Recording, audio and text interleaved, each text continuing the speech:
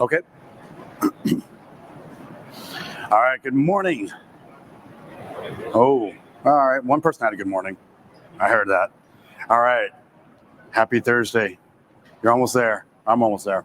Hi, I'm Nathan McMahon. Going to talk a little bit about application security, using the network as that last line of defense for protecting applications and kind of working your way up the stack a bit and the levels of security that you can provide at this last layer. Are any of you familiar with Àvi? Let me just say that. So most of you are, some of you aren't. Okay. So hi, I represent Àvi Load Balancer, right? Got it. So a little bit of a defense in depth. There's where does defense belong? Where does security belong? Up front, you've got your firewall. We're secure. A firewall basically says who can talk to who. I can talk to this server on port 80 and I can hack them. Great, you have a firewall. It's defense in depth. It's definitely an important component, but just because you've blocked everything but port 80 does not make you secure. That just means that that's the attack is coming in on port 80. Fair enough, but what we want to do is we want to keep digging a little bit deeper into this. You can get into things like IDS, IPS. There's a lot of different layering on top of this that you can continue to work your way into this defense in depth, providing a lot more layers. But at the end of this, when you get to the end of this line here, you're back down there at the application. You're at the server itself. What we're doing is we're providing the web application firewalling and other functionalities here at this last layer. What this means is that we're providing very, very rich as layer 7 security. So right here, you're kind of dealing with layer 3, layer 4, even some like DOS mitigations down here, or maybe even lower than that.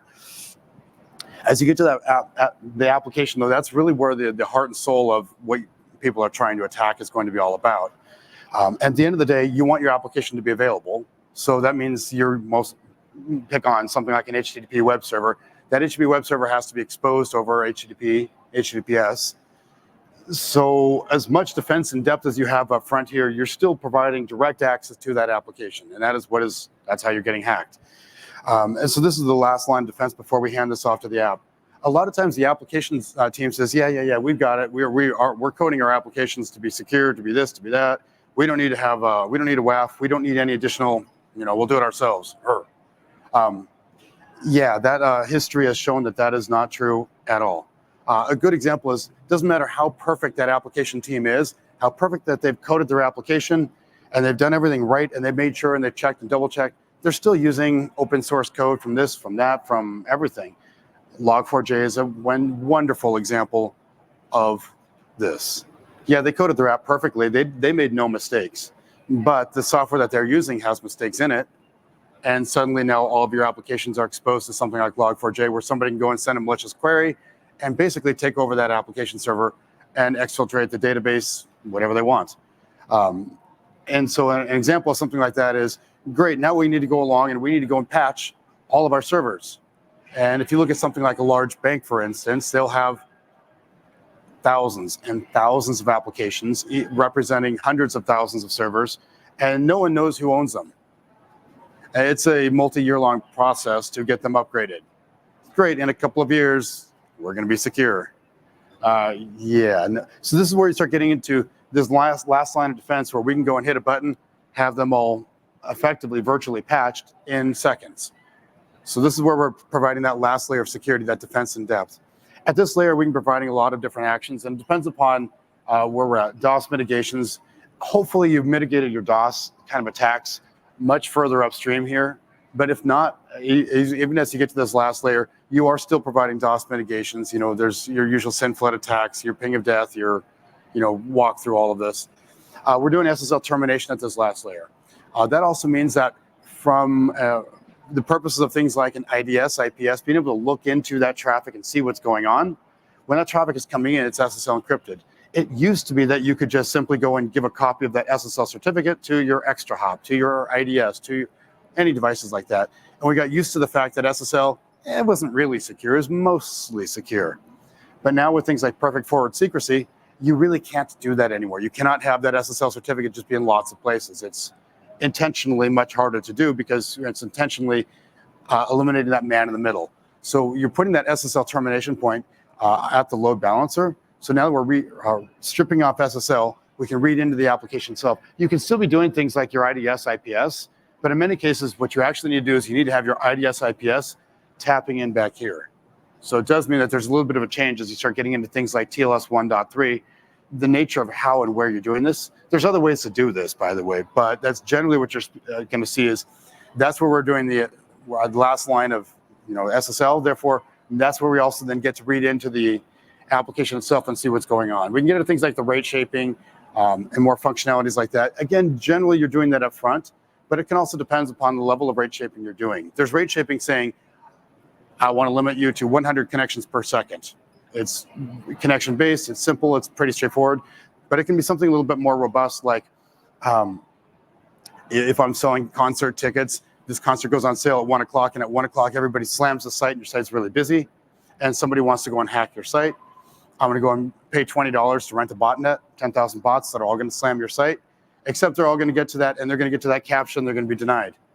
So instead, what I'm going to do is I'm going to go and manually, as an attacker, I'm going to manually go to your site, hit the little, click on all the picture of all the buses, because artificial intelligence is not able to detect buses or children or bicycles.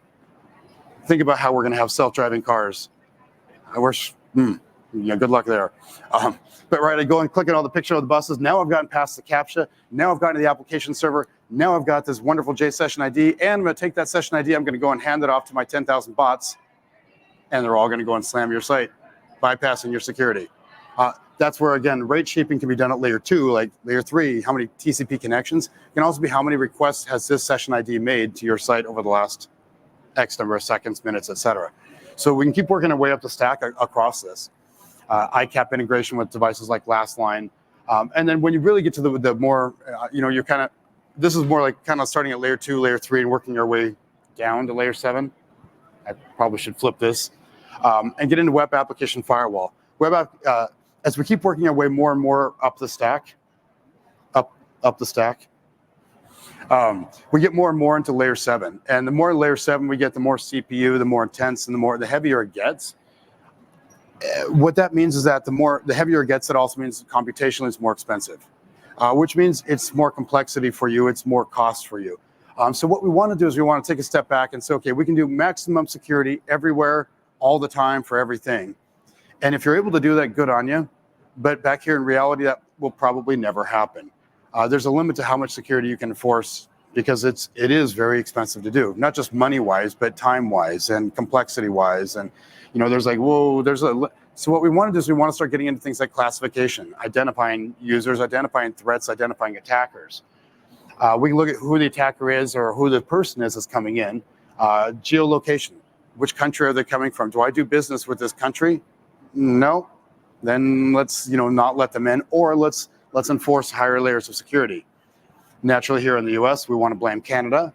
So if anybody is coming in from Canada, we're automatically going to make sure and just stick it to them, make them go through extra layers. Botnet detection. Is that a real human being? If it's not a human being, all right, is it a bot? If it's a bot, that doesn't necessarily mean it's a bad thing. Is it a good bot or a bad bot?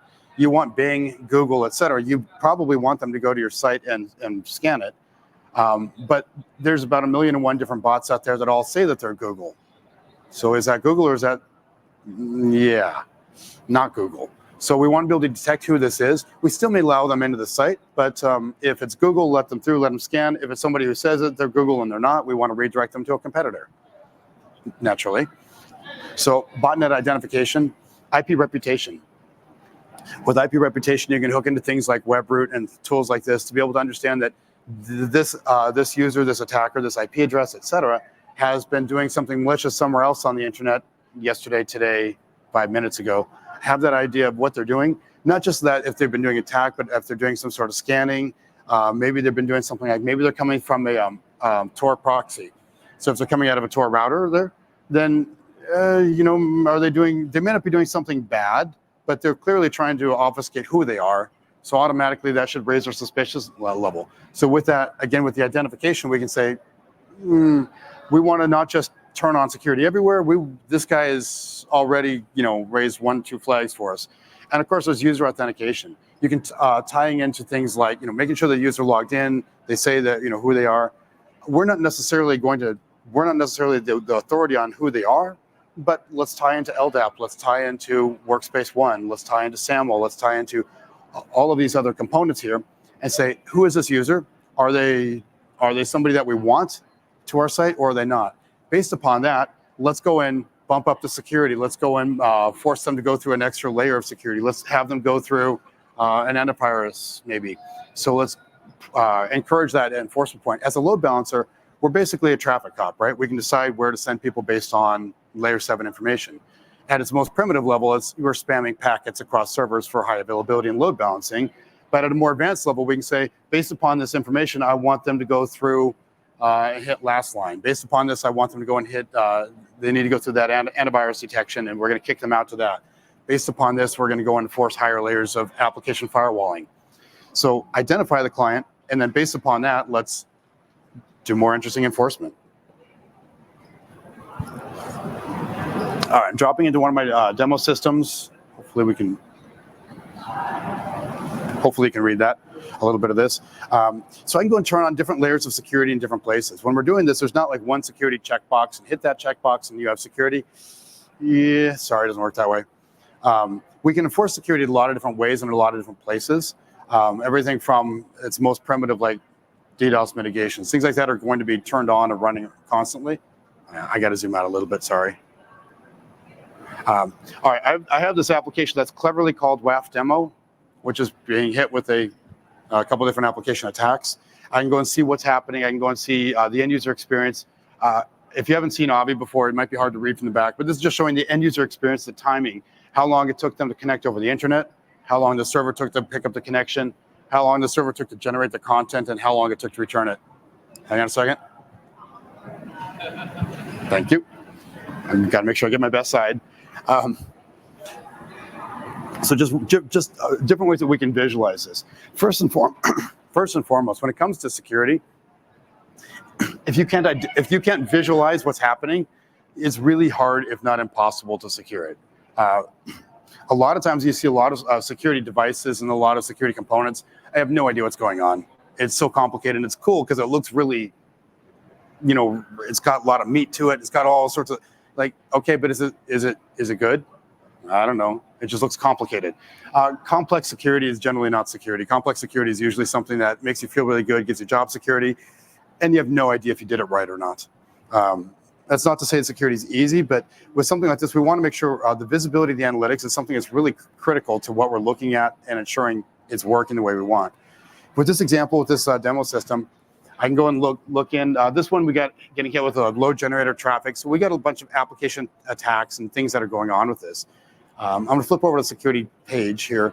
On the security page, on the left, it's going to show me whatever period of time I'm looking at, the last 6 hours. I can see things like how my SSL is configured, if I'm getting hit with any DOS attacks, anything like this. We can drill in further to see what's happening. When you're looking at things like your SSL, by the way, this is showing a breakdown of RSA versus elliptic curve. If you're doing SSL, number one, be doing elliptic curve. Please don't do RSA certificates, please. They're old, they're ancient, and they're old.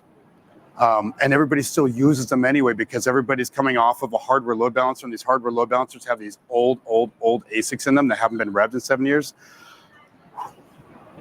Thank you. All right, I'll get off my soapbox on that. Use elliptic curve, please. More secure and much faster. That's about 5x faster. I mean, well, it depends on the exact ciphers that you're using, but yeah.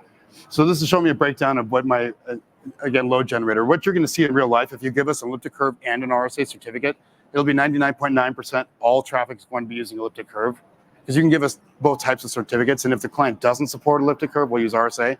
You have to find somebody with a Palm Pilot to find somebody that's going to use RSA that can't use. Now on the right here, I'm looking at DOS. This one doesn't actually have any DOS traffic, sorry. Let me actually go up a level. So we're looking at, all right, this application is cleverly called DDoS victim. And we're getting hit with as much as 6 DOS queries hits per second. Yeah, I know. When we first got acquired, we got moved in, rolled into, and we had to go and use a shared lab. And the first thing they said is, "Whoa, who's launching this DOS attack in our network?" We are. Like, yeah, no, you can't do that. But how do we demo DOS attack if you can't? Yeah, no. So, like, no, you can't do that. So you have to throttle it down to 3.7 unanswered sins per second. By the way, if you try this in your own environment, you're going to look at this and you're going to look and it's going to show you nothing. Why? Because we consider that noise. So by default, we had to actually add a feature where you could set the sensitivity, so it'll even show you this. Out of the box, we won't even show you this. It's considered as just noise. So we have to set that. Yeah, we literally have to add a feature so that we could do a demo of our own product inside of Broadcom Labs. Because otherwise, it's like, yeah, that's noise. We don't even show you that. So, but we can go drill into this, go and see more about what the attack type is. In a typical attack, by the way, typical DOS attack, not everybody's different, but in a typical DOS attack, most people that are spending the money to rent a botnet, they spent like $20 for this botnet for an hour. They're spending very good money, right? They're not doing this just for the fun of this. They're doing this to make some, to get a return on their investment. A typical DOS attack is going to be spamming you, generally with multi-vector. You're going to be getting hit with a lot of TCP noise, a lot of garbage. You're going to be getting hit with some, usually HTTP is the protocol on top of this. You're going to get hit with some HTTP noise, not as much. And then in the middle, so it'll be a multi-vector or attack type. So in our case, I'm just showing you there's one thing going on here. But a typical one, you'll see actually multiple colors happening simultaneously. On top of all of that, the DOS attack, 80% of the time, what a DOS attack is doing is all it's trying to do is it's trying to just flood you with noise. Just flood the system. That way, in the middle of all of this noise, what's going to happen is that your IDS can't keep up, your IPS can't keep up, your logging engine can't keep up, because log throttling is going to kick in, and Splunk or whatever login site you're using, it can't keep up with 1 million logs per second. It just can't. So it does its best effort. And then in the middle of all of this, your WAF can't keep up. Since your WAF can't keep up, it just, let me just step out of the way and let that traffic through. So the majority of DOS attacks are for the purpose of deactivating your security. Now, once this is deactivated, now you're going to see in the middle of all of those millions of queries, you're going to see a SQL command. And that's what the whole thing is all about, is they want to send a SQL query, and then in the process, exfiltrate the database, and you have no forensics, no logging, no tracking of what just happened, and your WAF stopped protecting you because it couldn't keep up. So, yeah, welcome to DOS attacks. Most DOS attacks nowadays are not for the purpose of slowing down your site or making your site slow. There's some kids that'll do that, but that's not the reality as much anymore. So I can go and see, what crazy DOS attack I have going on, which is virtually nothing on this one. All right. So if I want to go and bump up the security, if for things like DOS, on Àvi, you don't have to do anything at all. If I want to get into something though, like WAF, if I take this example of this application, I'm going to edit this application. So I have WAF turned on already, but we can actually layer on top of this things like botnet detection. We can layer on ICAP. We can layer on additional components as well with this. So again, why would we do this? If I just turn on a WAF and I say, give me maximum security all the time, we can do that. Good on you. But realistically, if you want to do that for every application, it probably will be cost prohibitive. Just, you're going to be picking up so much CPU that we're going to be, the biggest consumer of CPU in your entire environment. So what you want to do is we want to be doing things like layering on things like botnet, layering on elements such as IP reputation. I can do this in a couple different ways in a couple different places. Things like I've got an IP reputation here, so I can say if the client's IP reputation, if they're coming from a Tor proxy, for instance, and then take an action. What action do I want to do? This is a simple example of. I hope you can read that from the back. Simple example of doing some kind of like one-fingered scripting here. So you're coming from a Tor proxy. Therefore, I now want to bump up the level of what I send you to. I'm going to send you to this other pool of servers. I'm going to send you to the honeypot pool of servers. So by doing some very simple classification, and then from there I can do something more interesting.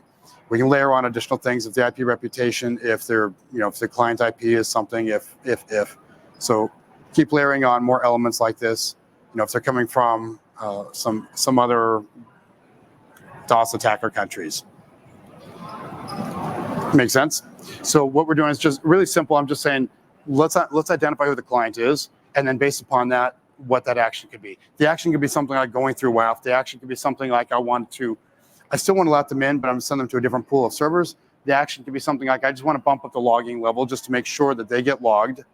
Where everybody else is like, whatever the logging engine will best effort it.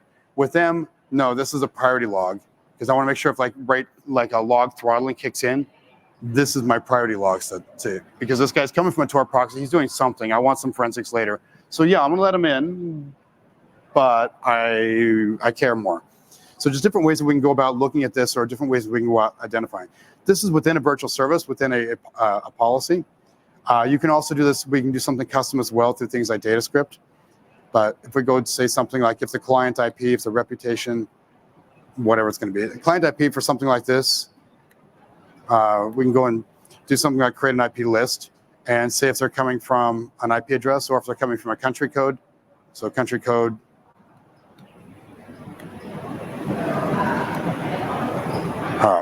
So if they're coming from Canada, then deny. So it's not firewalling exactly, but we can say if they're coming from Canada, let's do a rate limiter, let's say. So just different ways we can identify and, on one hand, and then the action that we want to take. Do we want to rate limit? Do we want to block them? Do we want to log them? Whatever that action is that we want to do. If we want to get more into things like the web application firewalling, as kind of your last tier there, I'm drilling in right now in the logs. I'm taking a look at the logs here. You can see here on the, well, I hope you can see here. On the logs, I'm saying, are we rejecting? Are we passing? Because I've got this WAF running that's saying if we like somebody, if we don't. This is saying that someone's coming from a bot. This is a good bot. If it's Google, it's Bing, something like that. So if I've turned on that botnet, then I'm identifying who they are. And that's part of this classification here that and I can scroll down. I can see that we WAF matched a transaction. I can go down here. I can see how long it took the WAF to do an inspection on the request header, the request body. The responses are both empty. That's because we blocked this transaction. There was no response from the server, so we're not inspecting a server response. The time it takes to inspect this is really important because anytime you go and turn on a WAF and then you go back to your app team and say, hey, we got this WAF going, and the first thing they're going to say is, oh, the WAF is really slowing things down. So if you do turn on WAF, one of the things I absolutely recommend, go back to the app team and say, hey, I've got this WAF running. Is the site doing good or is the site slow? They're going to come back and say, yeah, the site's really slow. Hi, I got you. I didn't actually turn on the WAF yet. You can only get away with that once, but come on, you got to do it. You got to do it. But the cool thing is I can go and identify, this is an individual transaction, but I can also look at this at a more macro level as well. And we can look at, we can go and say anybody that's going to, whatever this object's going to be, or I can say anything .asp. So I can go and classify different ways, see how fast it is, how slow it is, who the bot is, and go and take a look. This is someone's doing restricted file access. I don't know if anybody was in my presentation on Monday morning. Monday, yes, I'm trying to think of the days. Monday morning, but I went and I set up just a quick demo. I created a virtual service. I was talking, and by the end of that hour-long session, that site was being hacked. It was a beautiful thing. Unfortunately, I didn't see it until after everybody's walking out of the room, but it's the coolest thing because you could watch somebody trying to hack the site and exfiltrate. It was pretty cool. So my site actually got hacked, and so my little server is trying to go and spit data out and and connect back to a command and control server, and you could see all of this happening right here live, which is pretty slick.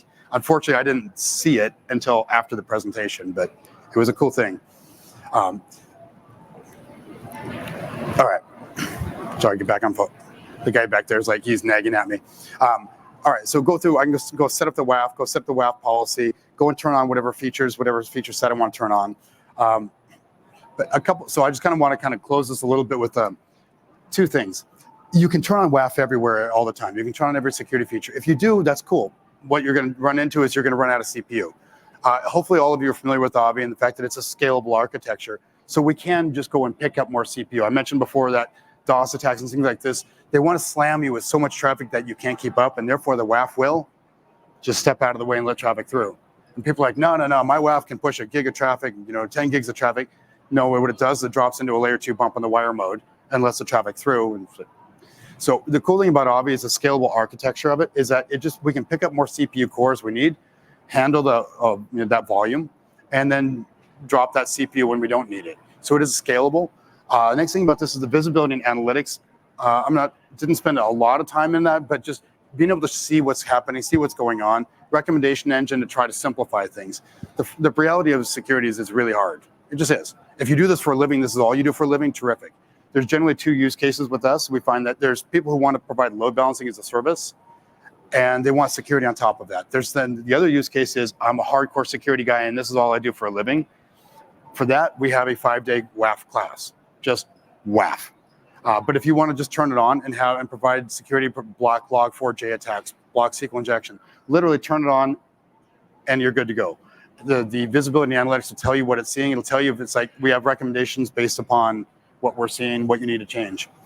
So he's nagging at me, be done. Are there any questions? I kind of just gave you like a shotgun kind of style, just view of security across the stack. Yeah. Is there a good way to compare the WAF in Àvi compared to the other providers such as Cloudflare? Is there a good way to compare the WAF of Àvi to other providers like Cloudflare? At a high level, Cloudflare is the cool thing of what they do is that it's a cloud-based service. And as a service, that means that you're doing less management and touching of it. You're just a consumer of the service. The upside is it's convenient. The downside of it, and it's convenient and scalable. The downside of it is it's not as customized, and therefore you cannot necessarily make it as secure. It's a convenience. It's that trade-off. We try to err a little bit more towards the side of being scalable as well and being easy to use. They're probably, it's like the more easy you are, the less secure it tends to be. So it's kind of where do you want to draw the line there? That's probably the quick and dirty answer for you. Okay. We're super paranoid on both, and I'll be asking questions. Oh yeah, there's a good comment there is super use both and have two different layers because one will catch one, something will catch the other. A lot of times people do that with firewalls as well, banks especially, government. All right, I am told to get out of here. All right, thank you very much. Please take your survey. If you're interested in learning more, feel free to sign up for some of our free classes. And we actually, he already, he literally kicked me out. All right. I don't know.